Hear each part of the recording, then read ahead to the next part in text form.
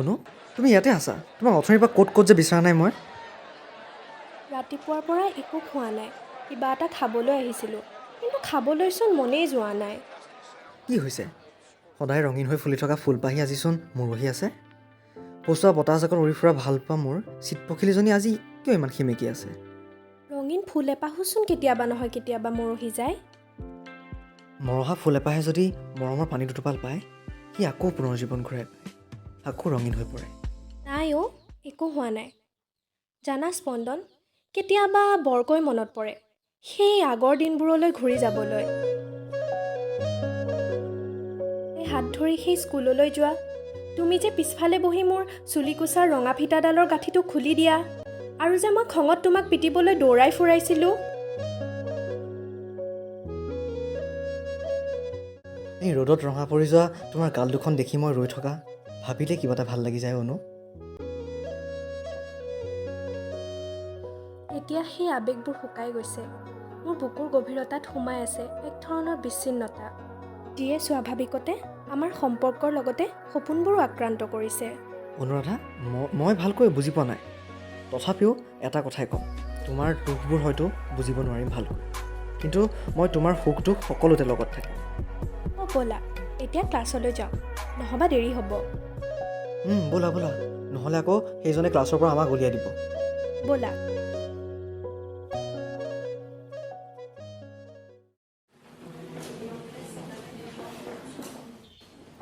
Good afternoon, sir.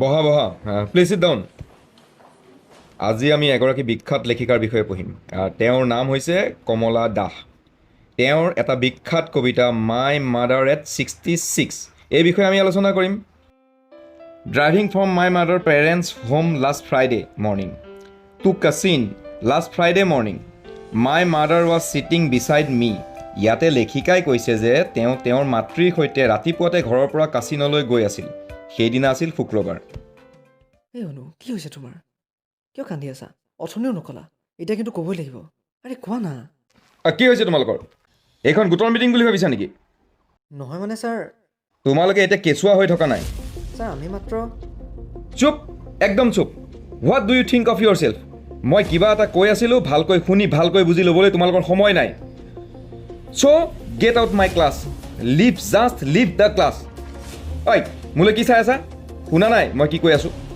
যোৱা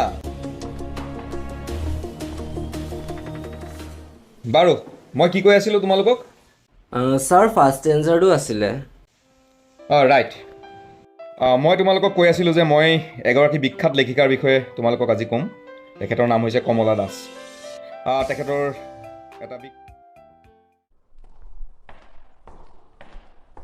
তোমাৰ কাৰণে আজি ক্লাছটো মিছ হ'ল মোৰ কাৰণে সদায় কি মোৰ কাৰণেই হয় তোমাৰ কাৰণে কেতিয়াও মিছ নহয় থোৱা তুমি যিমান ওখ তাতকৈ তোমাৰ উস্তাদিটো বেছি ওখ তাকে এইটো তুমি দেখিছা কিমান ডাঙৰ মানুহৰ লগত আছা নামাতিবা যোৱা এই অনু তোমাক এনেইহে লগাই আছোঁ ভাল লাগিব খঙত বিলাহীৰ দৰে ৰঙা পৰা মুখখন চাই তোমাৰ মই বিলাহী তুমি মোক বিলাহী বুলি ক'ব আহিছা এইবাৰ সঁচাকৈ খং উঠিছে মোৰ চৰি এনেই লগাই আছোঁ তোমাক হ'ব এতিয়া কি কৰোঁ সেইটো ভাবা দুয়োটাকেচোন উলিয়াই দিলে এতিয়া কি কৰোঁ এটা কাম কৰোঁ কি কাম এই ক্লাছৰ পাছফালে এটা বাট আছে সেইটো দি ওলাই যাওঁ বোলা এনেও আমাক এতিয়া ক্লাছত সোমাব নিদিয়ে ভয়হে লাগিছে কিয় মানে আজিলৈকে গৈ পোৱা নাই যে আৰে মই আছোঁ নহয় বিশ্বাস কৰা মোক তোমাক মই বহুত বিশ্বাস কৰোঁ তেনেহ'লে ৰৈ আছে কিয় এইখন মোৰ হাত খামুচি ধৰা আৰু ব'লা একো নহয়তো বিশ্বাস ৰাখা ব'লা আকৌ ব'লা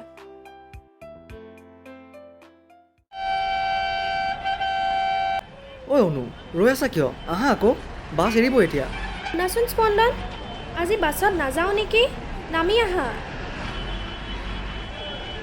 কি হ'ল কিয় নামি আহিব ক'লা বহুত দিন হ'ল খোজকাঢ়ি অহা যোৱা কৰাই নাই সেই স্কুলৰ দিনতেই যোৱা কেতিয়াবা বহুত মন যায় অ' ঠিক আছে অনু আজি তেন্তে আমি খোজকাঢ়ি যাম কিন্তু এটা চৰ্ত কি চৰ্ত মোৰ হাতত হাত থৈ খামুচি ধৰি যাব লাগিব এই নাযাওঁ দেই মোৰ লাজ লাগে কিহৰ লাজ সৰুতে একেলগে স্কুলৰ পৰা আহোঁতে যে ধৰি আহোঁ তেতিয়া লাজ লগা নাছিলে তেতিয়া সৰু আছিলোঁ আকৌ সমাজৰ চকুৱে কি কথা কয় সেয়া বুজা নাছিলোঁ। সকলো কথা সমাজত আবুৰ খাই নাথাকে অনু। কিছুমান কথা চাবলৈ হ'লে নিজৰ দৃষ্টিকোণ সলাব লাগিব। কথাটো ঠিকেই কৈছা, কিন্তু মই নাযাওঁ। ঠিক আছে তেন্তে, নালাগে দিয়া। ধুনীয়া ছোৱালীজনী দেখিছা আহি যে আছে? দেখিছোঁ, তাতে কি হ'ল? তাইৰ লগতে যাওঁ নেকি, যিহেতু তুমি নোযোৱাই। তোমাৰ কথাই হ'ব নেকি? মানে মই নাযাওঁ বুলি ক'লে তুমি মোক জোৰ কৰিব নোৱাৰা নেকি উস্তাদি কৰবাৰ? ঐ অনু শুনাচোন, আৰে ৰ'বা না। অনু, মই সন্ধ্যা হৈ ফুলি থাকিম। যদি তুমি নিয়ৰৰ তৰপ বোলাই দিয়া মোৰ ঢুকালো। এইটো লাজ চৰম একো নাই। তোমাৰ ওচৰতনো কিহৰ লাজ হ'ব? তোমাৰ বাবেই মোৰ চঞ্চল হৃদয়ত আলোড়ন। তোমাৰ মৰমতে জীয়াই আছে এই স্পন্দন। বৰ কবিটো ওলাইছা, ব'লা এতিয়া যাওঁ। ব'লা ব'লা। কি হ'ল, একো কোৱা নাই যে? কিবা এটা কোৱা আকৌ।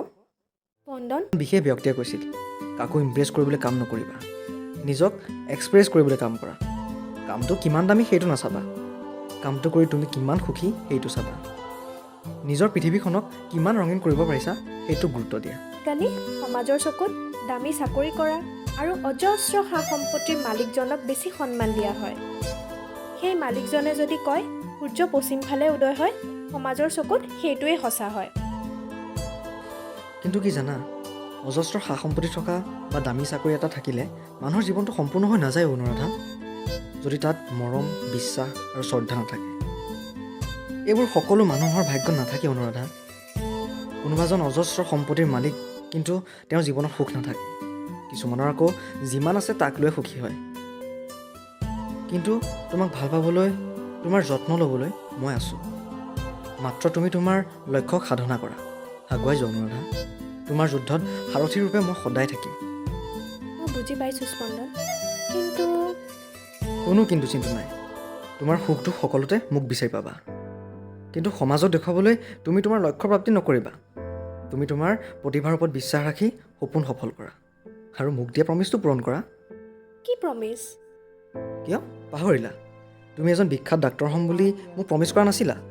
সেইকাৰণে এতিয়া সমাজৰ কথা থোৱা আৰু নিজৰ কামত ফ'কাছ কৰা।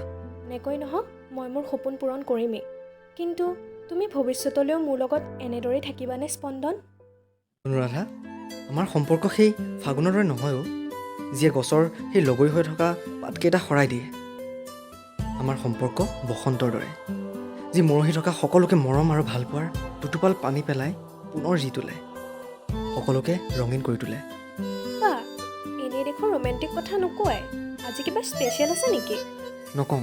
কিয় ক'ম তোমাক? নালাগে, যা। মোৰ জানমণিজনী, ধেমালি কৰিছোঁ অ'। বাৰু এতিয়া চকু দুটা মুদি দিয়াচোন। কিয়? প্ৰশ্ন নকৰিবাচোন, মুদি দিয়া না। হ'ব হ'ব, এয়া মুদিছোঁ।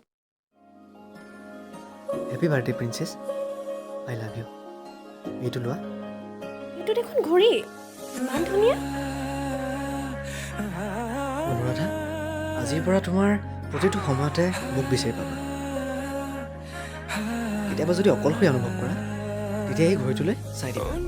মোক তোমাৰ কাষতে পাবা, তোমাৰ মৰমবোৰৰ মাজতে পাবা।